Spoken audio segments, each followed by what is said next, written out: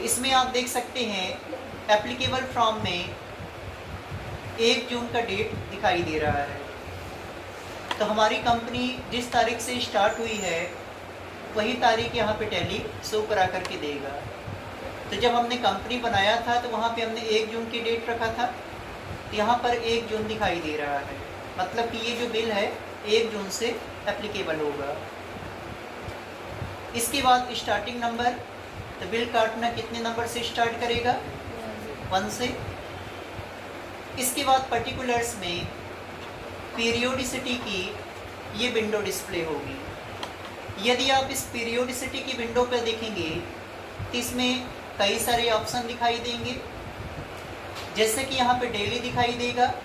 अगर आप एक बिल से लेकर के 1000 तक के बिल डेली काट लेते हैं तो यहाँ पर आपको डेली रखना है। अगर आप मंथली वाइज बिल काट पाते हैं तो मंथली रखना है। अगर आपको जानकारी नहीं है तो नेवर कर देंगे।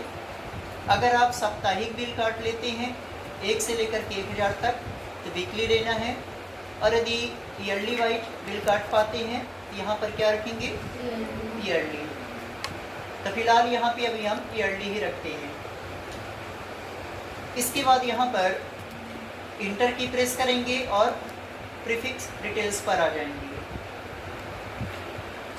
प्रीफिक्स का मतलब होता है उपसर्ग। आपने हिंदी में पढ़ा होगा उपसर्ग, किसी भी वर्ड के पहले का जो अक्षर होता है उसे उपसर्ग कहते हैं और इंग्लिश में इसे प्रीफिक्स कहते हैं। तो यहाँ पर एप्लीकेबल फ्रॉम, तो यहाँ पर 1 जून 2023 ये दिखाई देगा। और यहाँ पे पर्टिकुलर्स, तो पर्टिकुलर्स में हमें बिल के पहले फर्म का नाम शॉर्ट में शो कराना है। तो हमारी कंपनी का नाम क्या है, अशोक ट्रेडिंग। तो यहाँ पे हम टाइप करते हैं ए और इसके बाद यहाँ पर टाइप करते हैं टी। तो हमने यहाँ पे लिख दिया है ए टी, शॉर्ट में अशोक ट्रेडिंग। इसके बाद एक स्लैश लगा देंगे। तो स्लैश के लिए हम बैक स्लैश का यूज करते हैं। इसके बाद यहाँ पर इंटर की प्रेस करेंगे। इसके बाद अगला दिखाई देगा सफिक्स डिटेल्स। तो सफिक्स का मतलब होता है प्रत्यय। हिंदी में प्रत्यय के बारे में पढ़ा है, बिल के बाद या किसी वर्ड के बाद वाला शब्द प्रत्यय कहलाता है। तो यहाँ पर एप्लीकेबल फ्रॉम पर 1 जून रखेंगे और पर्टिकुलर्स पर बिल के बाद क्या देना है, तो बिल के बाद या तो मंथ का नाम रहता है या तो ईयर का नाम रहता है या फिर दोनों कंबाइंड रहते हैं। तो यहाँ पे एक स्लैश लगाएंगे, हमने स्लैश लगाया पहले और इसके बाद टाइप करते हैं जून। और जून टाइप करने के बाद एक डैश प्रेस करते हैं और टाइप करते हैं 2023। तो इस तरह से देखिए हमने यहाँ पे टाइप किया। अब इसमें आपको एक बात का और ध्यान रखना होता है कि ये जो हम यहाँ पे बिल नंबर बना रहे हैं ये 16 डिजिट से ज़्यादा नहीं होना चाहिए। अगर 16 डिजिट से ज़्यादा होता है इसका मतलब है कि यहाँ पर ये सही तरीके से नहीं बना है। और जीएसटी में यदि आप इसे अपलोड करेंगे तो ये सही तरीके से वहाँ पे अपलोड भी नहीं होगा। तो इसका इफेक्ट आपको जीएसटी रिटर्न फाइल पर दिखाई देगा, वहाँ पर ये मिसमैच पे चला जाएगा। तो यहाँ पे इस बात का ध्यान रखना होता है। इंटर करेंगे। इसके बाद यहाँ पे use effective dates for vouchers, इस ऑप्शन को यस करेंगे।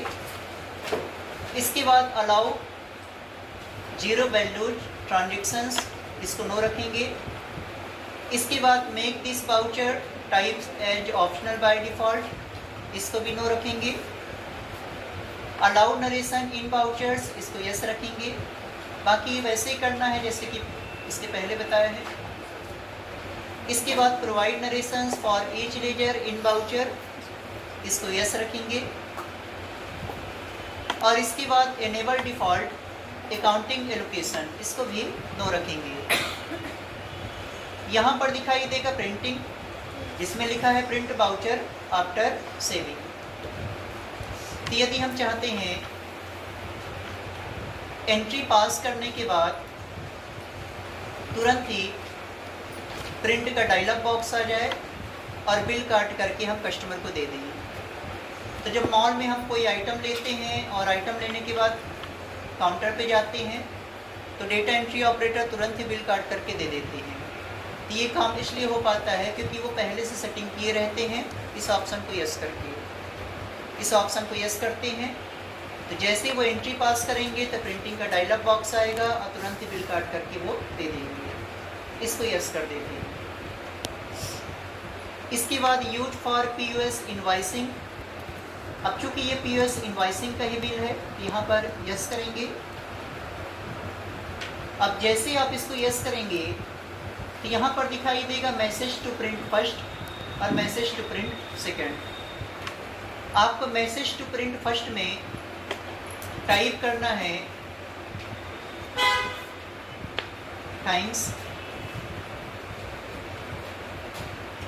इसके बाद यहाँ पे मैसेज टू प्रिंट सेकंड पे टाइप करना है